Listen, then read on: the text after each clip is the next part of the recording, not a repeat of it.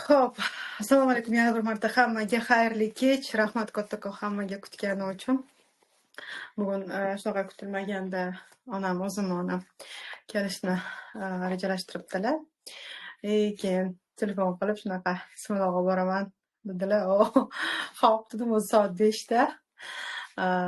Bilasizlar, baribir oilaviy qadriyatlar bu har doim birinchi o'rinda turadigan narsa. Yetim bo'lib bolaligimni eslayman, chunki bolaligimda judayam ko'p qilardik. Ayniqsa buvimlarnikiga borsak, qo'limiz bilan yalpizlarni terib berib, buvim yetarli yalpiz terib kelsak, somsa qilib beraman tandirga. Shunaqangi shirin damlar esimga tushadi. Maza qilib qildik. Ozgina gazni ham burab qo'ygan ekan Muhammad Umar, shunaqa judayam oz sho'x bo'lgan. Pasayib qolganiga shunga sekin pishib qoldi. Keyin sizlarga tayyorlab qo'ygan vatmin emas, atri format degan ham bor. Uni ham yerga olib shokolad qo'lcham bilan bezab qo'yibdi. Shunga hozir endi qog'ozga yozib tushuntirishga harakat qilaman. Hop, o'zimni tanishtirsam agar tanimaydiganlar bo'lsa, lekin menimcha bu yerda уже mana kanalim ochilgandan beri kuzatadiganlar ko'p, 1 yildan beri, 5 oy, 6 oydan beri kuzatadiganlar, hattoki ba'zi kurslarimizda 2, 3, 5 martalab o'qib chiqqan o'quvchilarimiz bor. Ya'ni bitta kursda o'zida 3-5 martalab demoqchiman. Hurmat uchun, ishonch uchun kattakon rahmat. Xo'p, bugun demak nimaga aynan bugunga qo'ydim? Nimaga masalan bugun doim qoldirsak bo'lardi? Yo'q, bugunga chunki yangi oy chiqyapti. O'shaning uchun sizlarga qisqa lo'nda qilib berishga harakat qilaman. Demak, men praktik psixologman. Ya'ni ko'proq aynan kerakli jabhalar bo'yicha ishlashni yaxshi ko'raman. Nazariya yoki bo'lmasam bizga hayotda unchalik kerak bo'lmaydigan bilimlarni berishdan ko'ra aynan po faktu ishlaydigan va samara beradigan praktika texnikalar, bilimlar berishga harakat qilaman va har doim aytib o'taman, men beradigan bilimlar, praktikalar, texnikalar, hamma narsalar men o'zim ishlatib va o'zim amaliyotda qo'llab, o'zimdan natija ko'rganim uchun keyin har doim o'quvchilarimga ham, kuzatuvchilarimga ham taqdim etaman, chunki o'zim bilib, o'zim ishlatgan bo'lganimdan keyin men ko'ngil xotirjamlik bilan berasiz va ishonch bilan berasiz. Albatta, mana shunaqangi ruh bilan sizni tinglovchi, sizni kuzatuvchilaringizga ham shunaqa yetib boradi. Va har doim Allohga behisob shukr, samarali natijalar beradi. Men maqsad yozish texnikasi haqida kanalimni ochgan paytimda ham aytib o'tganman, audio formatda tashlab berganman. Va bu traditsiyaga aylangan, ya'ni nima, bo'ladimi? Urfga aylangan har oyda nimani bu audio zapislarni aynan tashlab berib, ya'ni yangi oy yangilanganini eslatib va shu o'rinda qo'llab hayotlarida maqsadlarni amalga oshirishga yordam beradigan bir ajoyib texnika.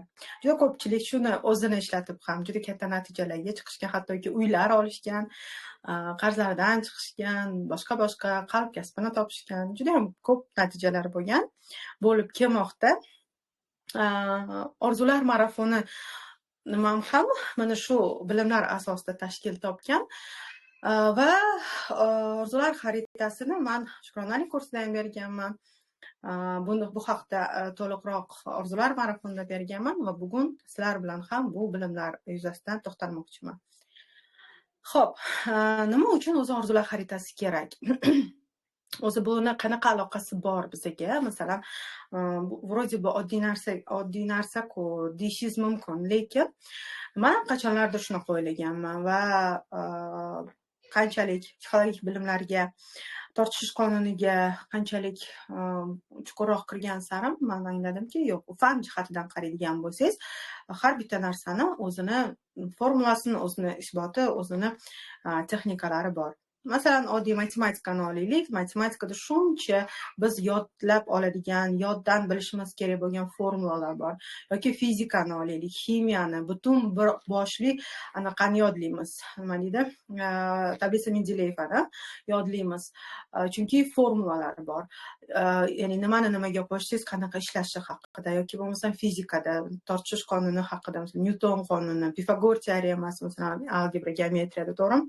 Xuddi shunaqa psixologik jihatidan maqsad yozish texnikasi yoki bo'lmasam orzular xaritasi bilan ishlash ham o'z o'rniga ega. Siz bu narsaga psixologiyaga men har doim aytaman, fan sifatida qarang. Bunga fanatizm bilan emas, psixologiya o'zi kerakmi degan mavzuda men bu haqida gapirib o'tganman. Ya'ni fanatizm bilan emas, aynan fan sifatida qarang.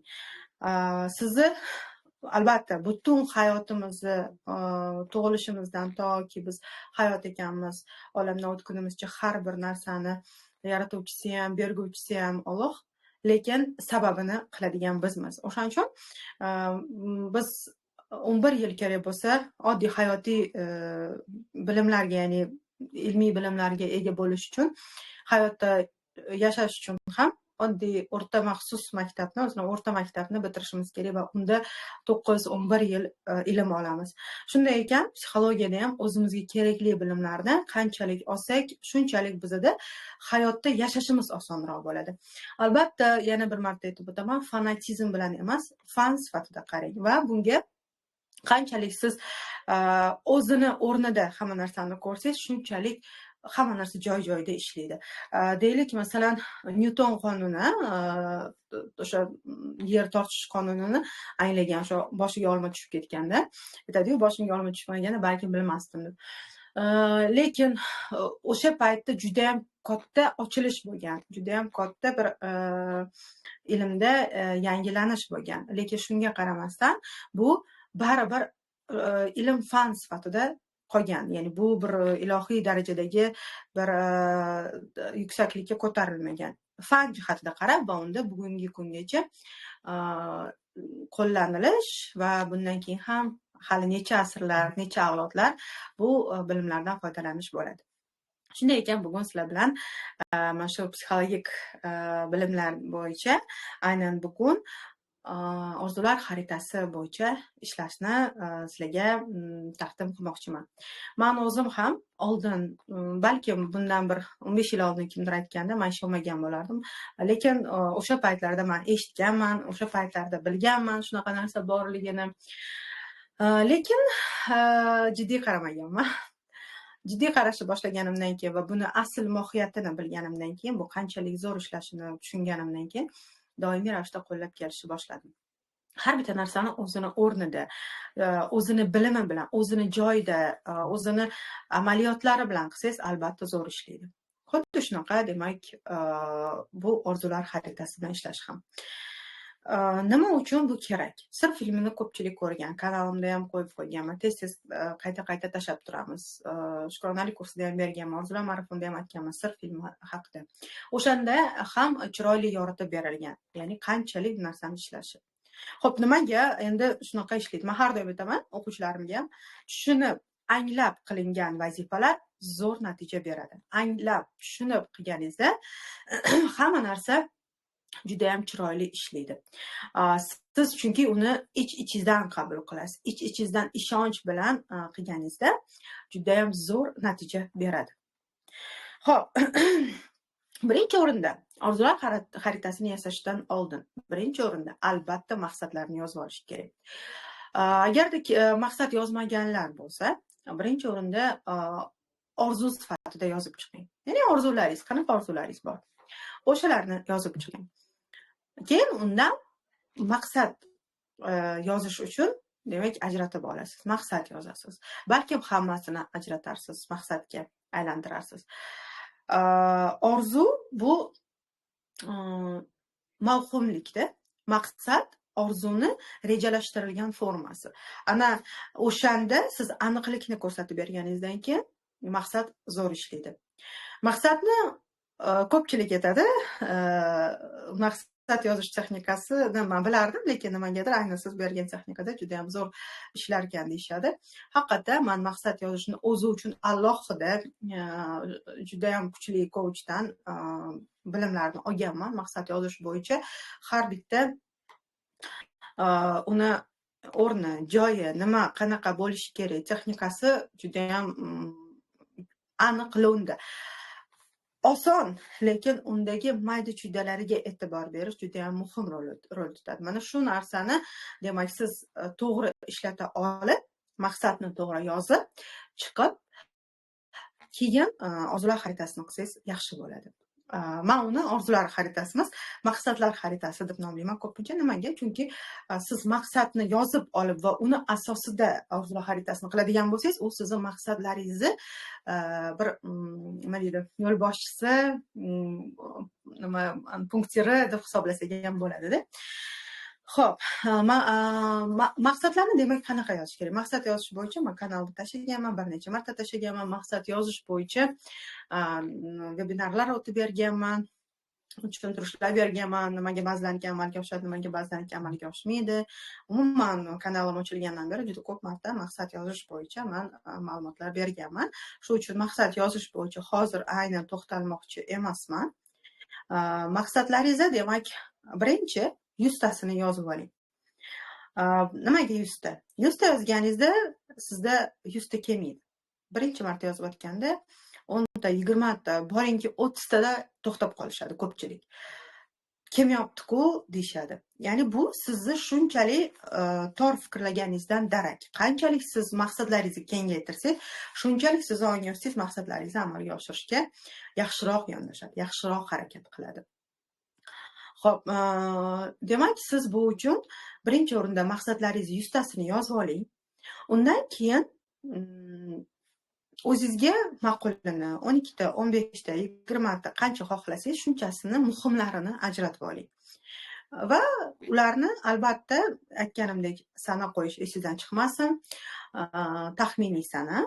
O'zi mana qarang, maqsadlar, orzular xaritasi, maqsadlar xaritasi 1 yilga qilinadi.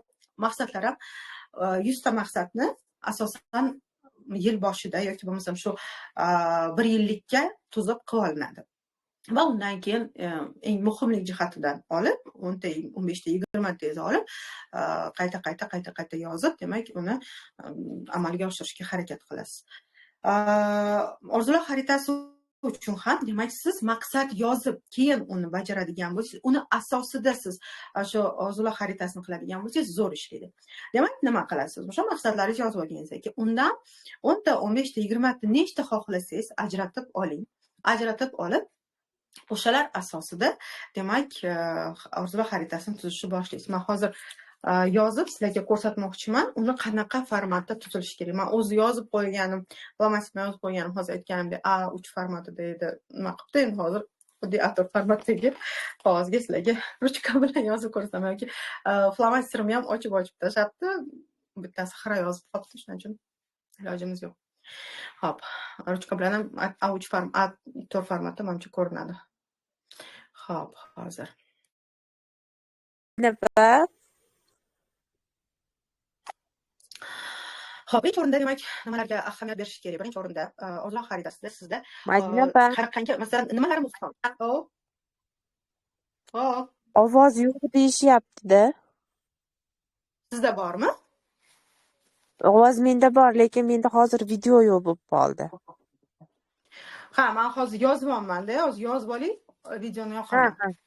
Lekin ovoz bor menda, lekin rosa ko'pchilik ovoz yo'q deyapti nimagadir. Bilmadim. Yoki anaqamikan? Menda lekin ovoz yaxshi. Ovoz men ham sizni zo'r eshityapman. Yo'q, menda ovoz yaxshi. Menda internetda ko'pchilik Wi-Fi yaxshi ishlamayapti. Wi-Fi'lar bo'lsa, agar internetga o'tkazib olinglar o'zi, 4G o'shanga o'tkazib olinglar. Wi-Fi'lar yaxshi ishlamayapti deb eshitdim. Men Wi-Fi ishlatmayman-ku, menda internet o'zi. Bilmadim, lekin menda nimaga unaqa bo'layotganini tushunmadim.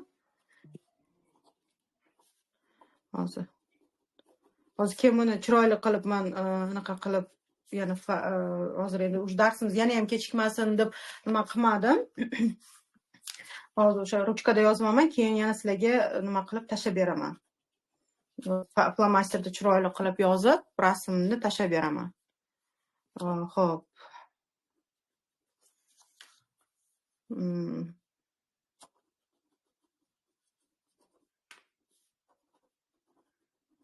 Так.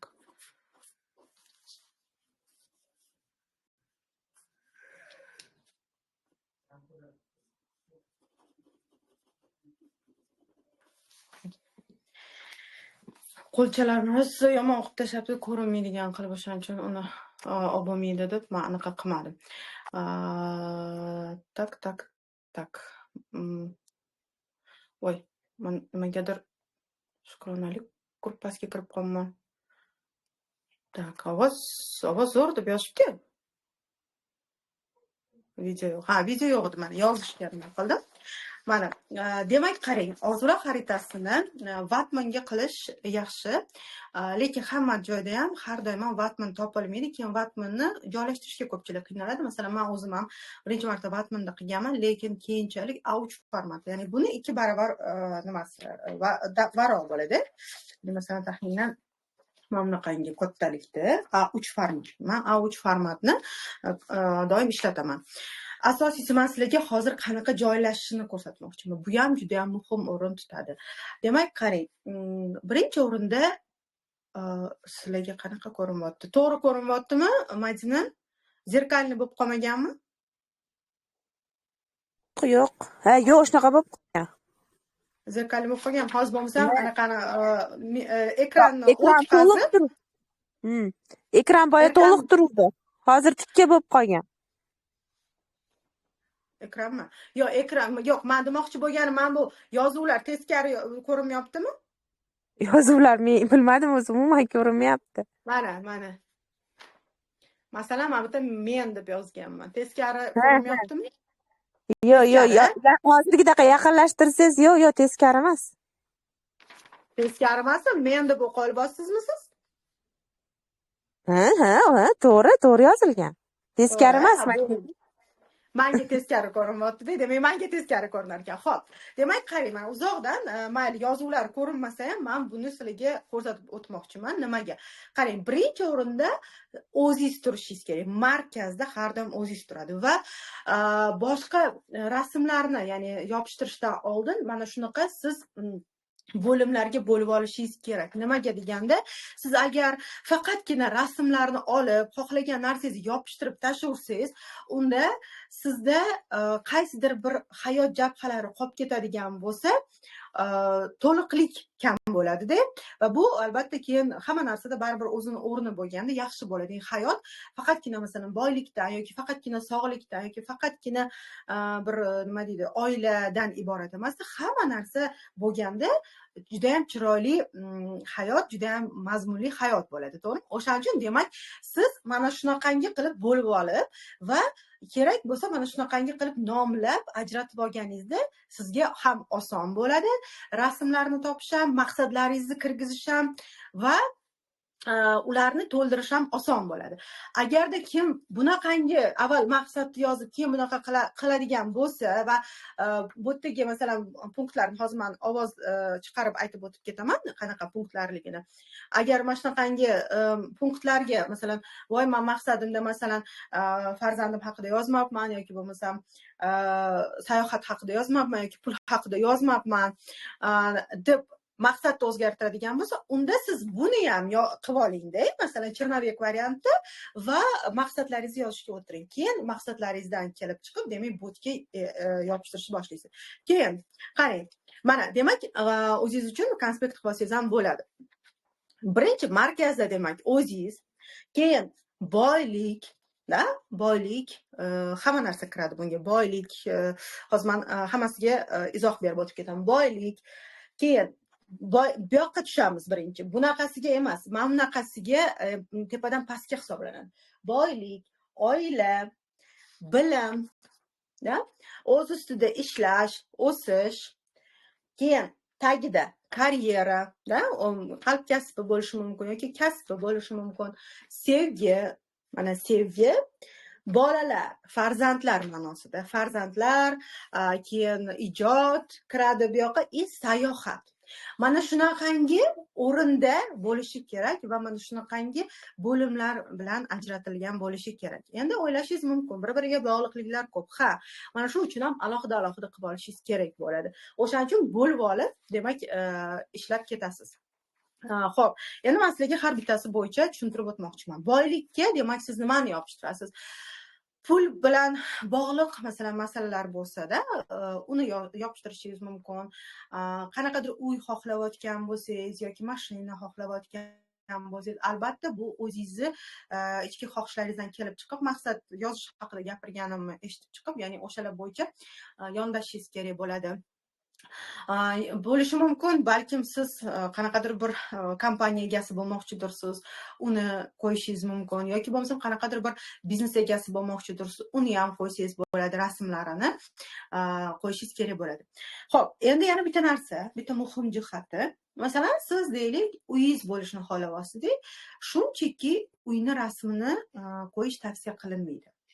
Tashqi ko'rinishini, masalan, mana shunaqa uyim bo'lsa edi deyotgan bo'lsangiz, albatta uni ichki holatidagi, masalan, mehmonxonasi, oshxonasi, spalnyasi qanaqa ekanligini ham qisqa rasmlarda kolaj qilib alohida yopishtirib chiqishingiz kerak. Ya'ni siz agarda faqat tashqi ko'rinishini yopishtiradigan bo'lsangiz, siz xuddi shunaqa uyni ko'rishingiz mumkin, lekin u sizniki bo'lmaydi. Tushuntira oldimmi?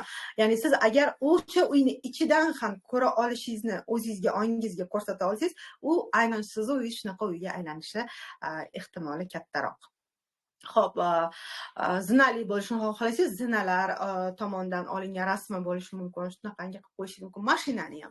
Mashinani ham men o'zimnikini qilganimda ko'rsatganman.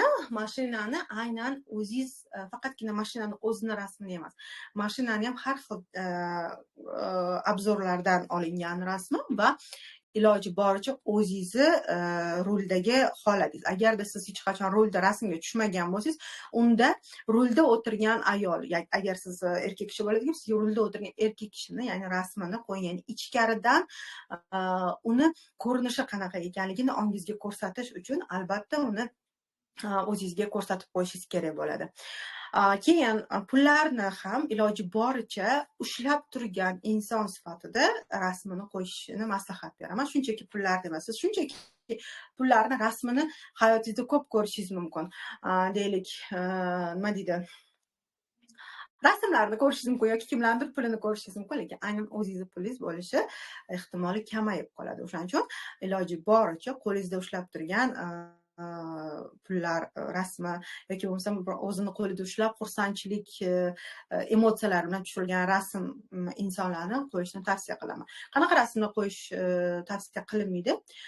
Koshlokdan chiqib ketayotgan pullar, ochiq koshlok va pullar sochilayotgani bor-ku, ana shunaqa narsa tavsiya qilinmaydi. Chunki ong ostida bilasizlar, u to'g'ri noto'g'riga ajrata olmaydi va u bukvalno qabul qiladi hamma narsani. O'shaning uchun ong ostida hattoki hazillashib ham bo'lmaydi deyishadi.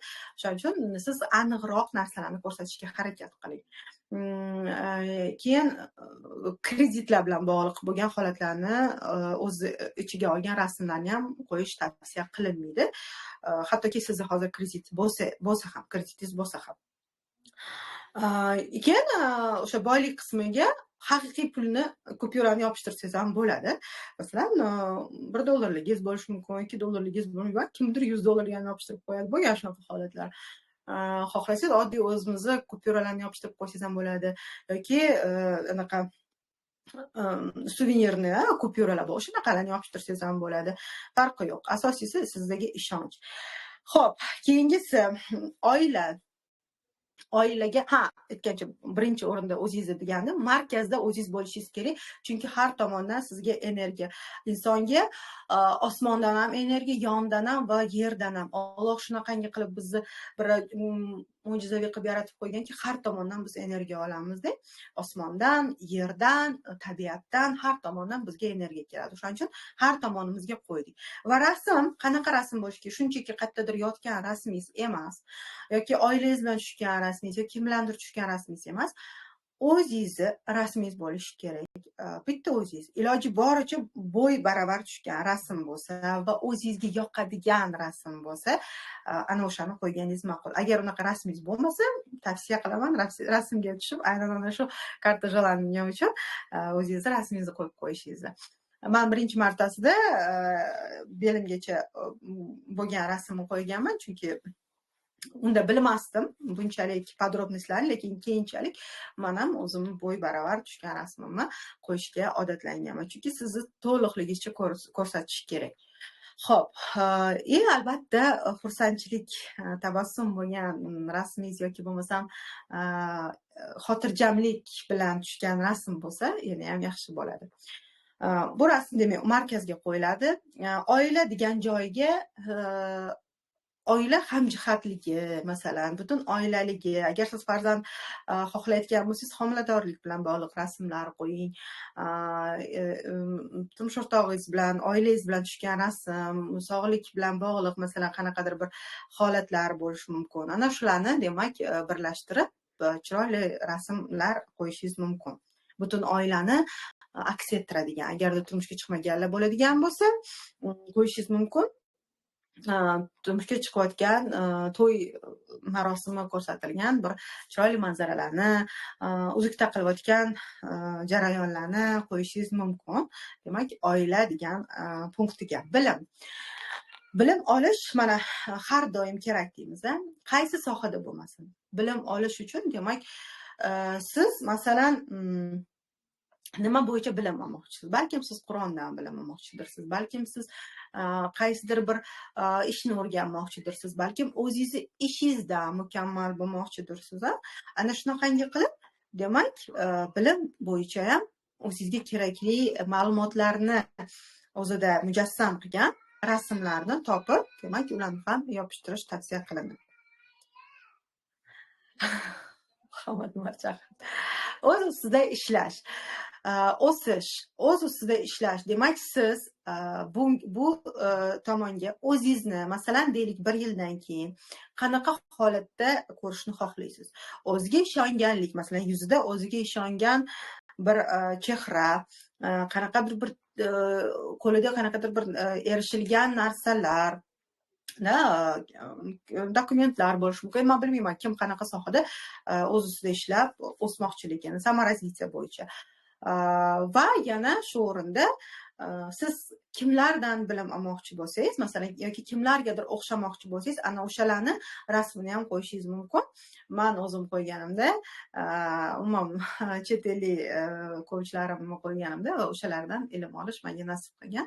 O'shaning uchun, demak, o'zingiz kimga havasingiz kelsa, kimdan bilim olmoqchi bo'lsangiz, kimni darajasiga yetmoqchi bo'lsangiz, ana o'shalarni rasmlarni ham qo'ying. Balkim o'zidan olmassiz ilmni, lekin uni ilmlarini beradigan bir ustozlar sizga uchraydi, yoki bo'lmasam tasodifan bo'lsa ham o'sha insonlarni sizga aynan kerakli joyda kerakli bilimlari albatta qo'l ostingizda bo'ladi.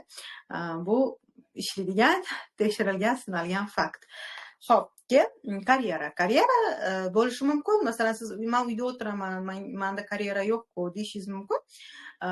Karyeraga faqatgina uyda faqatgina ishlaydiganlar emas.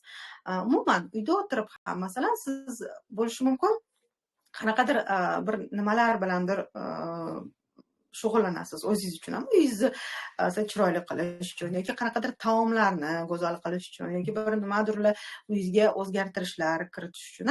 Ana o'shalar bo'yicha ham o'zingizni, masalan, 1 yildan keyin qanaqa bilimlarga ega inson sifatida ko'ryapsiz va qanaqa natijalarga erishgan ko'ryapsiz. Agarda siz ishlaydigan yoki bo'lmasam qanaqadir onlayn bir ishlar bilan shug'ullanadigan bo'lsangiz ham, o'zingizni, ya'ni o'sha 1 yildan keyin qanaqa statusda ko'ryapsiz, qanaqangi darajada, qanaqangi nima deydi, urovень egasi sifatida o'zingizni ko'ryapsiz. Ana o'sha jihatidan, demak, o'zingiz uchun rejalaringiz, maqsad yozasiz, shu maqsadlaringiz asosida chiroyli kartinkalar, rasmlar olib yopishtirishingizni maslahat beraman. Balkim siz o'sha ishingiz yuzasidan qayergadir bormoqchidir, qanaqadir konferensiyada qatnashmoqchidirsiz, qanaqadir bir treninglarda qatnashmoqchidirsiz, qanaqadir bir malaka oshirishlarda o'qimoqchidirsiz. Ya'ni mana shu jihatidan karyeraga, demak, o'zingiz chiroyli rasmlarni yopishtirasiz. Va sevgi bu yerda faqatgina er-xotin munosabati emas, sevgi aynan sizni o'zingizni muhabbat qurshovida ekanligingiz. Birinchi o'rinda albatta turmush o'rtog'ingiz bilan bo'lgan munosabatlar qo'yiladi. Farzandlar bilan bo'lgan sevgi munosabatlari, yaqinlaringizdan olgan sevgi, ya'ni o'zingizni sevgiga to'yinganlik hissini anglatadigan chiroyli bir rasmlarni qo'yishingiz mumkin. Agar turmush o'rtog'ingiz bilan romantik munosabatlarni xohlayotgan bo'lsangiz, romantik munosabatlarni aks ettiradigan juftliklarni rasmini qo'yishingiz mumkin. O'zingizni turmush o'rtog'ingiz bilan tushgan rasmingizni masalan chiroyli romantik bir bezatib o'sha joyiga qo'yishingiz mumkin, o'sha punktiga qo'yishingiz mumkin. Va farzandlar ijod. Farzandlar va ijod. Nimaga bu ikkalasi bog'liq? Chunki farzandlar bizni ijod mahsulimizda, ya'ni biz farzandlarni qanaqangi ijodkorona yondashib tarbiyalasak, voyaga yetkazsak, ana o'sha aslida birinchi bizlarni yutug'imiz bo'ladi. Bu ikkalasini bir-biriga bog'liqligi ham mana shunda. Farzandlaringizni qanaqa yutuqlarga erishishni xohlaysiz? Agarda sizda hali farzand bo'lmasa, demak farzandni sizni tasavvuringizdagi farzand qanaqa? Farzandingizni homiladorligingizni yana qo'ysangiz bo'ladi. Uni raddomdan chiqayotgan nimalari, yurayotgani, masalan, yana qanaqadir bir kartinkalar o'zingizni, ya'ni maqsadlaringizga asoslangan, orzularingizga asoslangan holatda rasmlarni yopishtirishingiz kerak bo'ladi. Agarda siz o'sha farzandlaringiz bo'ladigan bo'lsa, farzandlaringizni qanaqa yutuqlarga erishishni xohlayapsiz? Ana o'shalar bilan bog'liq rasmlarni yopishtirishni maslahat beraman. Bu ham juda yaxshi ishlaydi. Masalan, bo'lgan shunaqa kimdir farzandini IELTS olishni xohlaydi, kimdir farzandini chet elda o'qishni xohlaydi, kimdir farzandini qaysidir sport turida qanaqadir yutuqqa erishishni xohlaydi. Mana shunaqangi juda ko'p amalga oshgan va ishlagan natijalar bo'ladi. Va oxirgisi sayohat. Sayohat deganda siz aynan qayerga sayohatni xohlayotganingizni, masalan, qaysidir shahar yoki davlat aniqroq bo'lsa, iloji boricha o'sha davlat, o'sha shaharni rasmini tushirilgan kartinkalarni qo'yishinglarni maslahat beraman. Albatta, sizga tanishtirish uchun. Masalan, siz men Dubayga borishni xohlayman yoki men Balida dam olishni xohlayman deb olsangiz, hamma dam olgani uchun yoki hamma eshitganingiz uchun, lekin uni o'zi qanaqaligini agar siz o'zingiz tasavvuringizda bilmasangiz, sizga tanishtirmagan bo'lsangiz, u unaqa zo'r ishlanmaydi. Shuning uchun albatta yozing o'shalarni. Siz nimalarni aynan ko'rmoqchisiz? Sayohatda aynan aniq joylari bilan ko'rsatilishi kerak. Kim bilan bormoqchisiz? Balkim turmush o'rtog'ingiz bilan chiroyli romantik ujin qilmoqchidirsiz qaysidir chet eldagi mehmonxonada. Ularni ham qo'ying. Agarda siz uchun chet eldagi sayohatni juda ham qimmat restoranlarida bo'lish, juda ham qimmat mehmonxonalarida, lyuks sharoitlarda bo'lish agar siz uchun muhim bo'ladigan bo'lsa, bunaqangi bo'limlarni, bunaqangi kartinkalarni boylik qismiga, birinchi qismiga joylashtirishni maslahat beraman. Chunki boylik qismida siz faqatgina pul bilan o'lchanmaysiz-ku, ya'ni daraja, mana o'sha finansoviy darajangiz qanchalik yuqoriligini ko'rsatadi-da. O'shaning uchun siz uchun bu agar muhim bo'ladigan bo'lsa, uni joylashtirsangiz bo'ladi boylik qismiga. Sayohatda albatta iloji boricha aniq shahar davlatlarini qo'yishni tavsiya qilaman. Meni o'zimda hali 1 yil bo'lmasdan bir necha oyda qo'ygan mana shu bo'limlar bilan qo'ygan maqsadlarim bir necha oyda 80% oshgan va 1 yilda hammasi amalga oshgan va doim shunaqa zo'r ishlaydi. Siz agarda uni maqsad bilan uyg'unlashtirib qo'ysangiz, bajarsangiz, juda zo'r ishlaydigan texnika bu. Maqsad yozish bilan, maqsad asosida, ya'ni anaqa orzular xaritasini tuzish. Xo'p, endi orzular xaritasini qilayotganingizda, mana shunaqangi qilib yozib chiqqaningizdan keyin, endi u audio formati katta bo'ladi, yoki mahosilaga ko'rinish uchun katta qilib yozib, siz kichkina qilib yozib, maqsadlaringizni yozishingiz kerak bo'ladi. Farqi yo'q. Maqsadlaringizni o'zingiz uchun yozib qo'yib, ustidan baribir rasmlar bilan yopishtirib tashlaysiz. O'zingizga yana ham bir ishonchliroq bo'lish uchun maqsadlaringizni yozib qo'ysangiz ham bo'ladi demoqchiman. Keyin bunda muhim jihati yana srazu orzular xaritasini ishlab ketishiga ishora beradigan qaysidir bir kichkina maqsadni yozib qo'ysangiz bo'ladi. Deylik, masalan, siz qanaqadir juda ham xohlayotgan, deylik, bir oddiy ro'mol bordir. Yoki bo'lmasa juda ham xohlayotgan bir shirinligingiz bordir, olmoqchi bo'lgan. Juda ham yaxshi ko'radigan, balkim bir qanaqadir bir mevangiz bordir yoki bir nimadir borda. Sizga osonroq dostupda bo'ladigan, lekin hozir qo'lingizda yo'q yoki hozir sizda yo'q, siz uni osonlikcha ega bo'la oladigan bir maqsadingizni olasizda, deganmi biror joyga yozib qo'yib, o'shani masalan rasmga qo'ysangiz bo'ladi. Deylik, oddiy pliksin shokolad, masalan, deylik, Milkaning tort varianti bor, o'shani masalan xohlayapsiz yeyish yoki qanaqadir morojniy, hozir morojniy yo'q, lekin siz morojniy xohlayapsiz, xohlab qoldingiz deylik. Olib, shunday qo'yib shunda o'shani yozib, men maqsad bo'yicha, demak, maqsad yozish texnikasi bo'yicha albatta yozishingiz kerak bo'ladi. Hozirgi zamonda men mazza qilib, masalan, deylik, mana shu shirinlikni yeyapman yoki masalan, men mazza qilib, men bu deylik, kafeda qaynoq kofe, kapuchino ichyapman-da. Mana shunaqangi qilib, demak, siz birinchisini yozib va o'shani asosida rasmingizni yopishtirib qo'yib, qolganlarini ham bajarib, ertasi kuni, masalan, bugun qilsangiz buni yoki ertaga, masalan, bugun qilib, ertaga shu narsani amalga oshirsangiz, zo'r tez ishlab ketadi. Endi qolganlarni tortib ketadi. Agarda siz ertaga masalan buni qilsangiz, indinga yoki o'sha kunning o'zida qilsangiz, oyon sizga bu narsa shunchalik osondek tuyuladida, maqsadlaringiz tez amalga oshib ketishi, ishlab ketadi. Yana orzular xaritasini qayerga qo'yish kerak?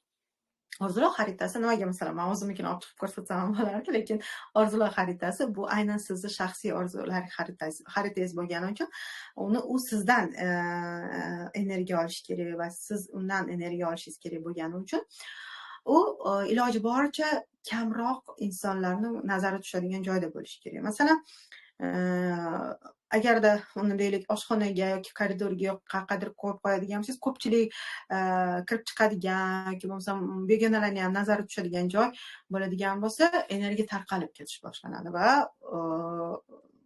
orzular xaritangiz mo'shni ishlamaydi. O'shaning uchun orzular xaritangizni o'zingizni xonangizga yoki o'zingiz ko'p kiradigan va sizni ko'p nazaringiz tushadigan joyda bo'lishi maqsadga muvofiq bo'ladi. Masalan, men o'zimnikini shifoniyerimni bu tomoniga qo'yganman. Endi eshikdan kirganda shifoniyerim bundoq turgan bo'lsa, u yoq tomoni devor ko'rinmaydi-da, lekin menga shunda kravatimni to'g'risida bo'lgani uchun zo'r ko'rinadi. Masalan, ertalab uyg'onganimda o'sha ko'zim tushadi, kechqurun uxlashdan oldin ko'zim tushadi. Masalan, kirasiz, kiyinasiz, kiyim almashtirib shkaf ochasiz, по-любому ko'zingiz tushadi. Qanchalik tez, lekin faqatgina o'zingizni iloji boricha nigohingiz tushadigan bo'lsa, bu maqsad xaritasi, orzular xaritasi zo'r ishlaydi. Turmush o'rtog'ingiz ko'rishi nima emas, yomon emas, chunki sizlar bitta energiyadasizlar. Lekin boshqalar iloji boricha nazar tushmaydiganroq joy bo'lsa, yaxshiroq bo'ladi. Lekin sizni tez nazaringiz tushadigan joy bo'lishi kerak va kunda bir marta hech bo'lmaganda 1 minut, 2 minut maslahat beraman.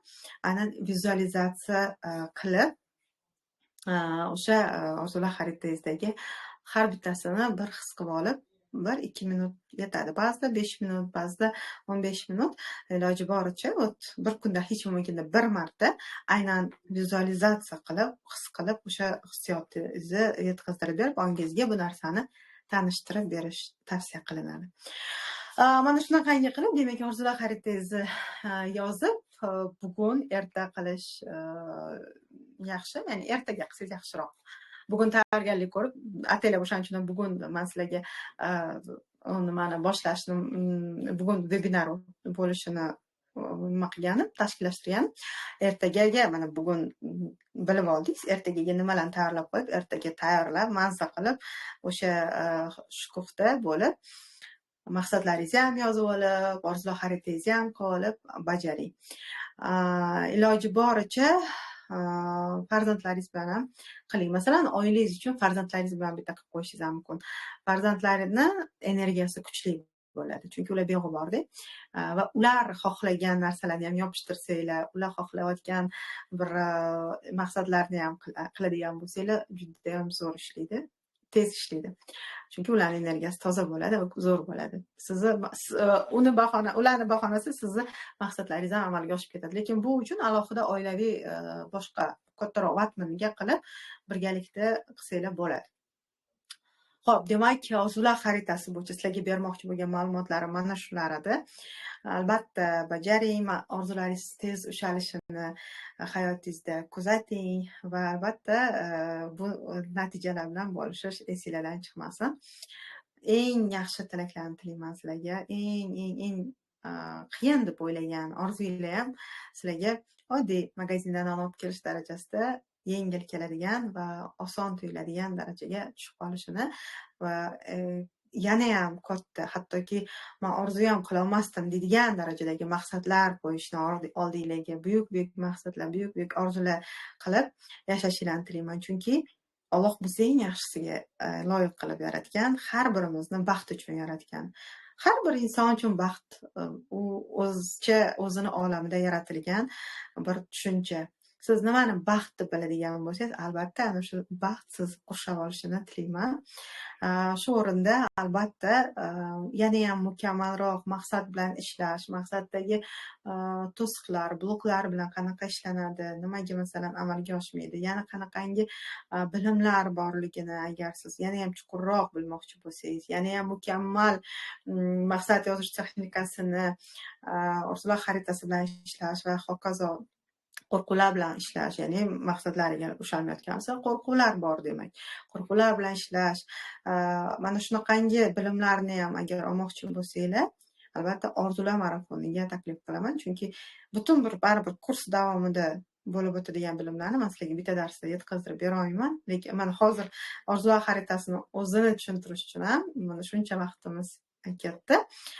Tez qisqalarni gapiraman degan joyimda ham albatta orzular marafonida qatnashishinglarni maslahat beraman. Bu narxi uchun juda ham arzon, ishoning, juda ham arzon kurs. Chunki men aytdim, alohida men bu uchun aynan mana shu maqsad yozish texnikasini nima deydi, orzular xaritasi bilan maksimum ishlash bilimlari bo'yicha alohida bir coaching olib o'qiganman. Buni coachinglarni narxlarini, baholarini bilasiz. Bu narsalarni sizlarga juda ham arzon narxlarda berishga qaror qilganman. O'sha paytda o'zida ham aytganman, chunki qanchalik ko'p insonlarning maqsadlari amalga oshsa, shunchalik olamimiz chiroyli bo'ladi. Albatta bu bilimlardan foydalanib qoling, ularni ishlating.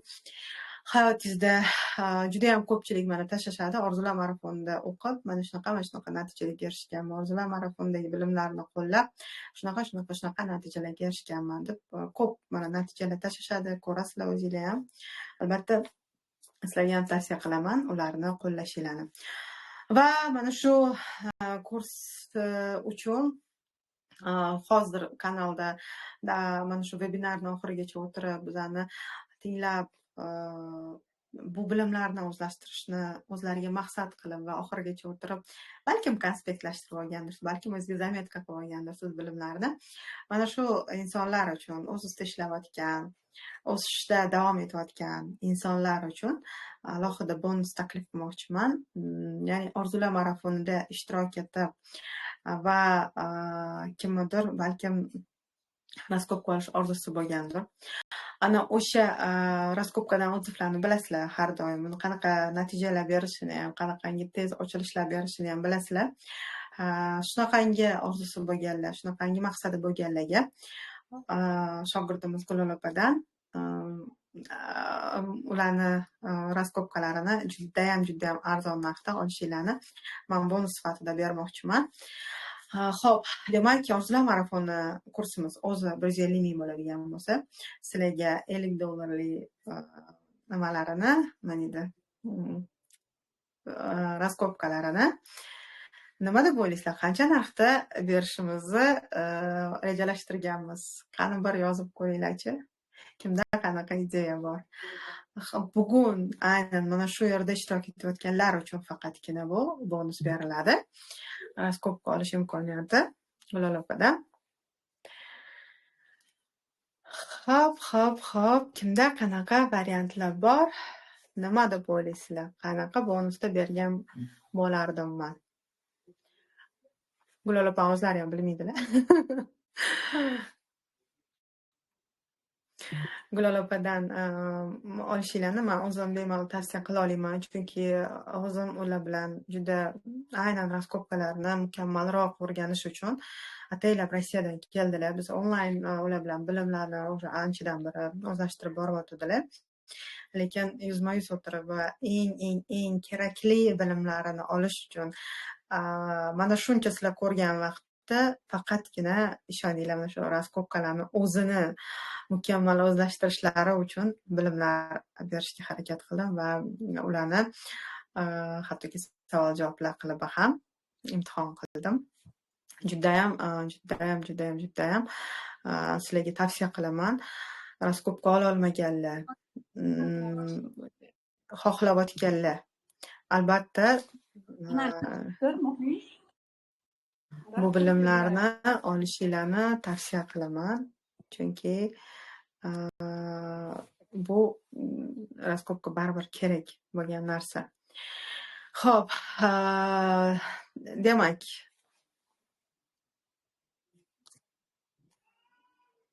Xo'p.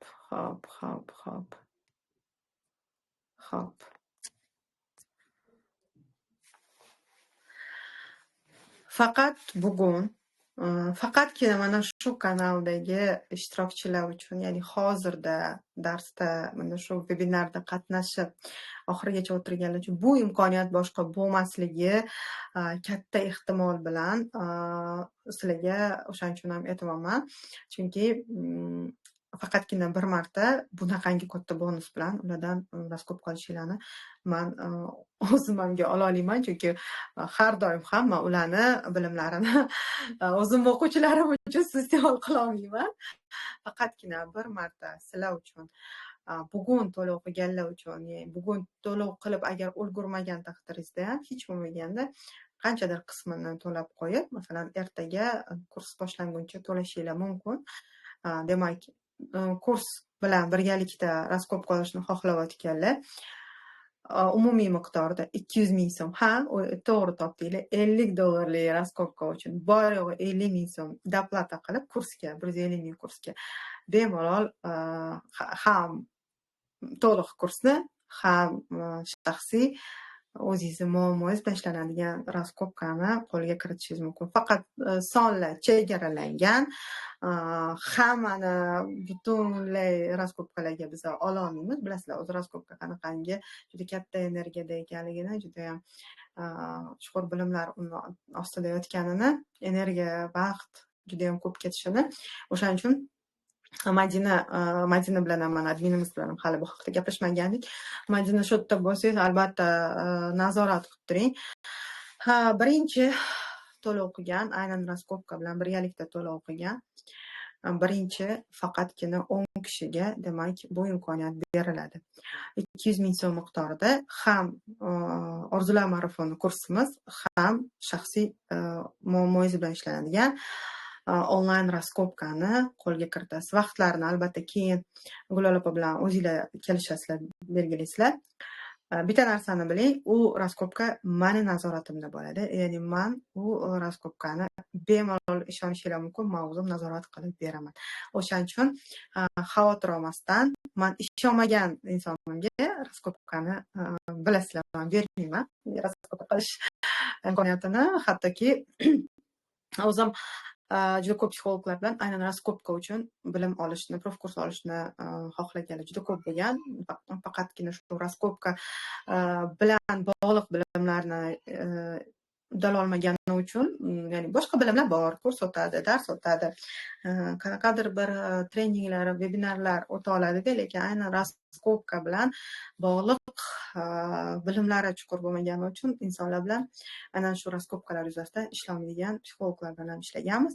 Lekin men ularni boshqa bilimlarini 100% bilmaganim uchun men hech qachon o'zimni o'quvchilarimni ularga ishonib topshirishga jazm qilmaganman. Gulol opaga bemalol bera olaman. Shuning uchun bu ishonchdan ham foydalaninglar. birinchi 10 kishiga demak bu imkoniyat beriladi. Agarda siz reja qildingiz, lekin hozirda kartangizda o'shancha pul bo'lmasa, qanchadir miqdorda to'lab qo'yib va ertaga kurs boshlanguncha to'lab qo'ysangiz, ham kursni ham raskopkani qo'lga kiritasiz. Xo'p, Madina, boshqa savolingiz yo'qmi sizni? Yo'q, Madina opa, hammasi tushunarli. Hammaga o'ylaymanki, bilimlar manfaatli bo'ldi deb o'ylayman. Hammanglarni kursimizda kutib qolaman. Kursda ekanligingizni isbotlaydigan, albatta vebinarda ekanligingizni isbotlaydigan skrinshot tashlashingizni tavsiya qilaman, chunki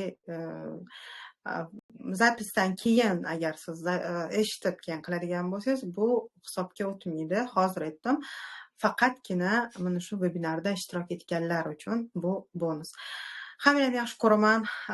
Yangi oy chiqayotgani bilan hammanglarni tabriklayman. Bu ham bitta yangi kun, yangi yil, yangi oyday gap. Hammanglarga eng zo'r natijalarni, eng zo'r orzular, maqsadlarga erishishlarni tilab qolaman. Eng asosiysi sog'liginglar butun bo'lsin va qalb xotirjamligi sizni hech qachon tark etmasin. Hammanglarni yaxshi ko'raman. Keyingi efirlarimizda ko'rishguncha, kursimizda ko'rishguncha sog' bo'linglar, salomat bo'linglar. Berilgan imkoniyatdan har doim vaqtida foydalanishni o'rganinglar, chunki koinot tezlikni sevadi. Esinglardan chiqmasin.